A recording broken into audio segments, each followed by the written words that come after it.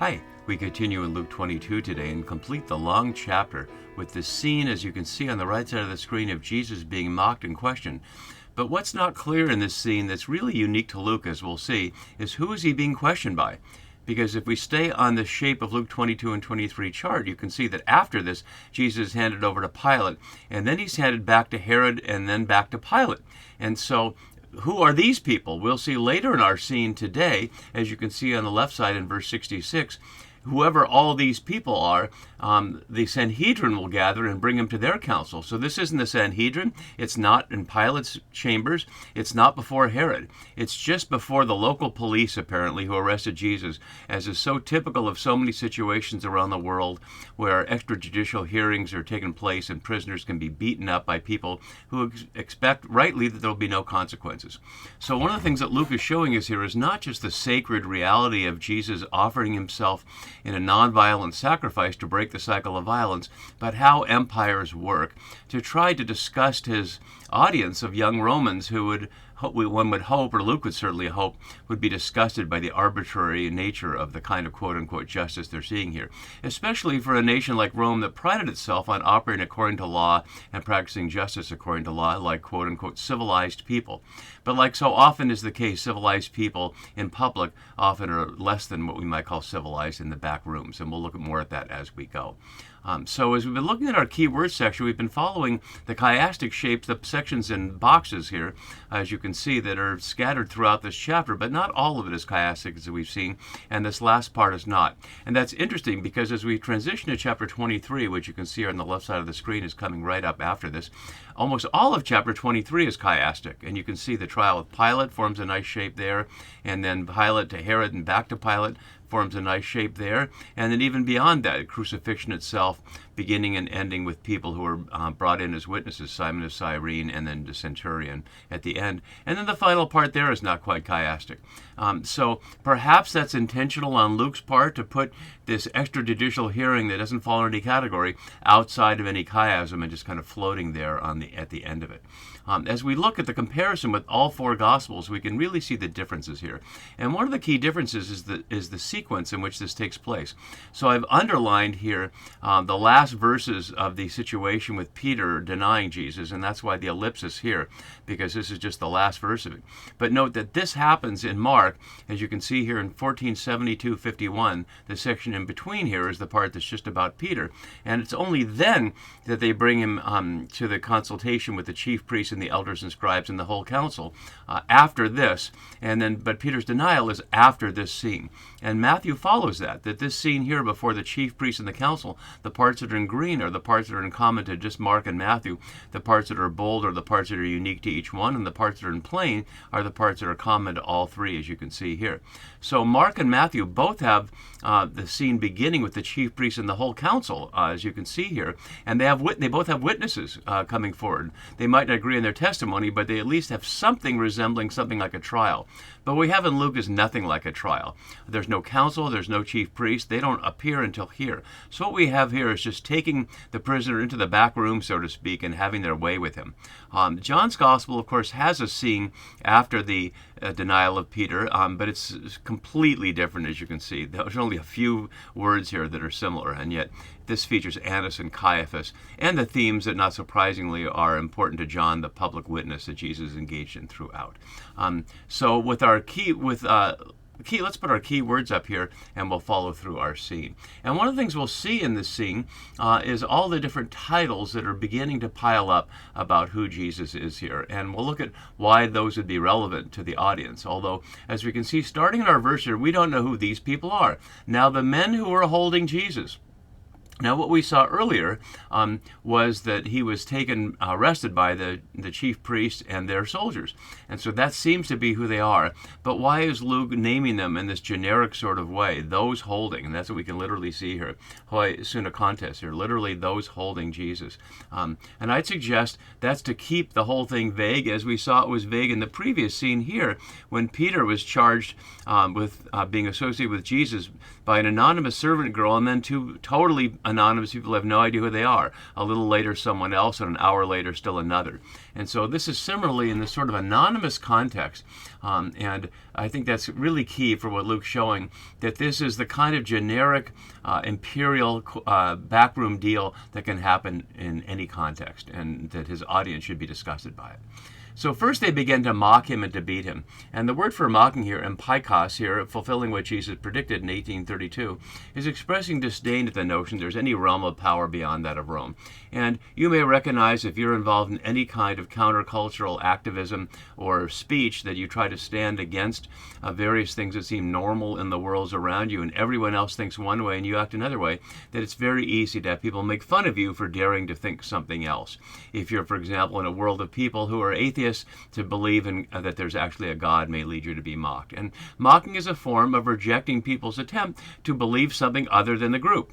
And so it's an aggressive way of saying, if you continue to think and act that way, you're not part of us.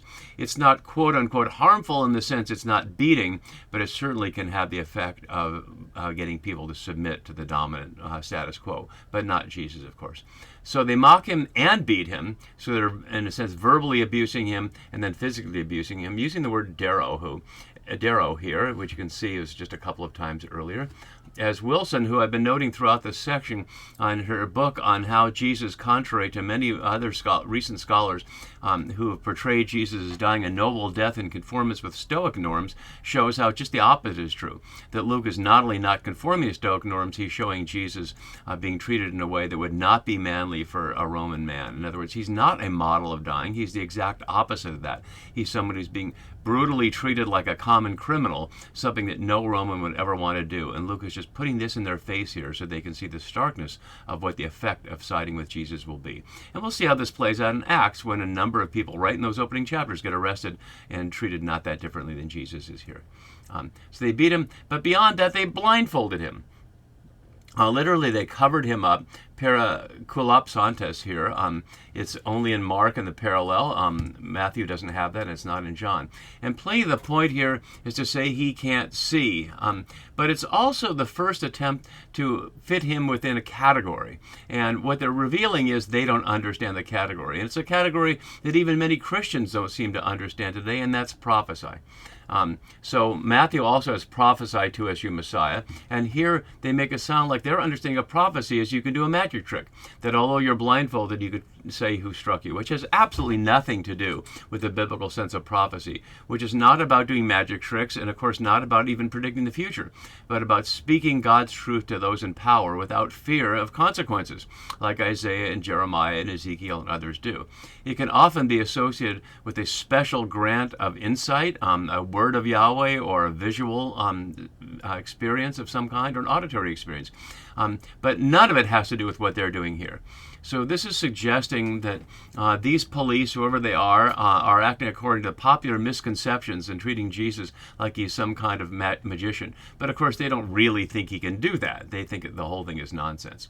And so they ask here, who is it that struck you? And Luke adds that line there. But it's similar at Matthew 26:68. And then they kept heaping, as over-translating here, literally just saying, many other blasphemies here, blasphemantes here, insults. And that can mean divine insults, insulting God, but it can also be used in general, as the New RSV translates it here as insults. So if we look at what they're doing together, they're making fun of his stance, they're physically showing their control over him, they're blindfolding him so that he can't see and pretending like they know what prophecy is, and then just treating him the way they want. It's not any different in many ways than you'd see the CIA has done throughout the decades. And if you think that's some kind of political statement, you can read so much about it just at the CIA.gov website itself. And as this New York Times piece shows, the CIA and other government agencies learned it from the Soviets, which is to say it's not partisan. It's just the way it is when systems in power try to preserve their power against those who would dissent against it one way or another, by mocking and beating and treating like you're nothing. And this is in the wee hours of the morning after the cock has crowed, and now when it's finally dawn, they engage in more formal action. But we should be warned here that whatever formal action here is not really about finding anything like truth. It's about finding something they can hang the hook on to send Jesus to Pilate and have him crucified. And with this scene of sending him to the Sanhedrin, it really underscores that what we just saw in this scene in 63 to 65 was nothing official, and Jesus doesn't respond, and we hear nothing about how he experiences it all. So then we have an interesting description here. The word assembly is not here. It's really the gathering of the elders of the people, the presbyteron here.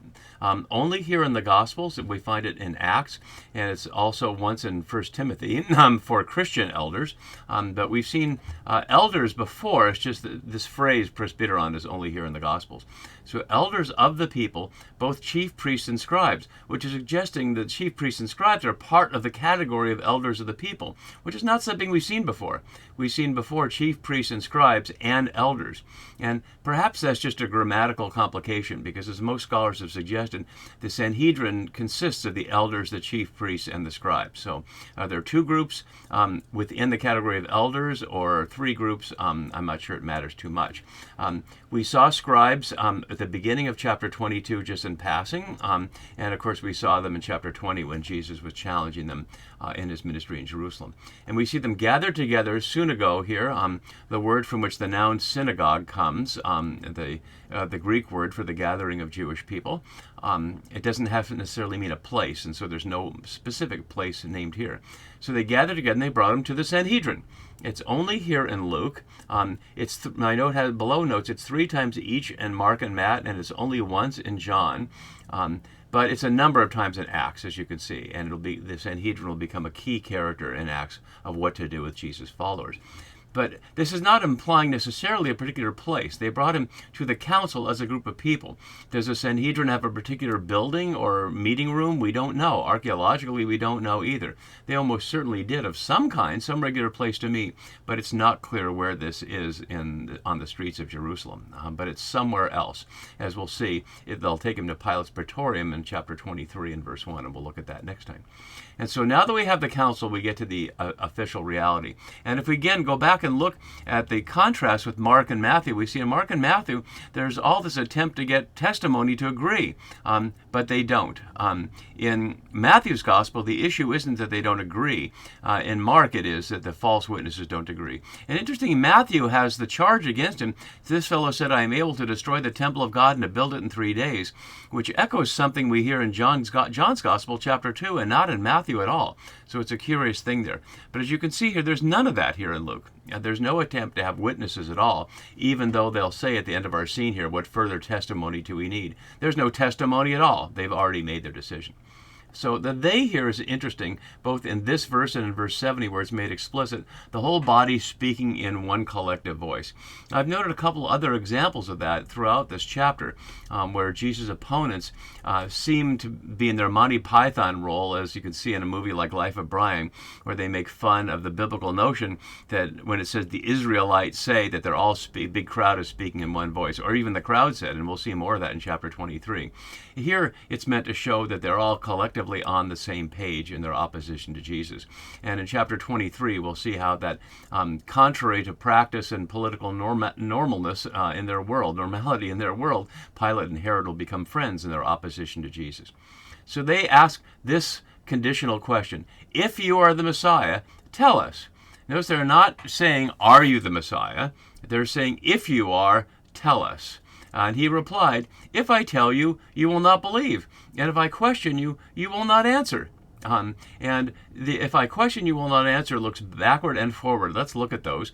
Back in chapter 20, we heard this. He answered them, and I will also ask you a question. You tell me about John's baptism. And they didn't answer, or they answered they didn't know. And then here we'll see just in the next chapter in 23:9, this is Herod in this case, questioned him, Jesus, at some length, but Jesus gave no answer.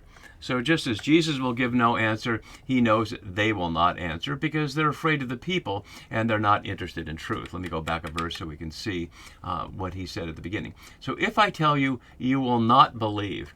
So if he were to say, I am the Messiah, which you've never heard him say, what would that even mean to them? And one of the great issues here is Nowadays, in the 21st century, most people reading the Gospels or listening to my videos would assume the Messiah is the Jewish warrior figure that Jesus is or was expected to be in some way. But was everybody at the time agreed on that?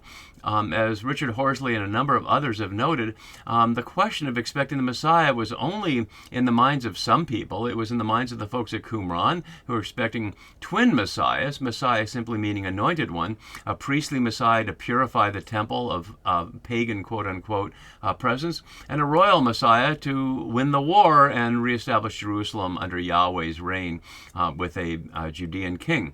But not everybody was about that. Some were about other hopes, a prophet like Moses, or terrorists type people like the Sicarii with their little knives used to break up crowds by stabbing people randomly and creating chaos.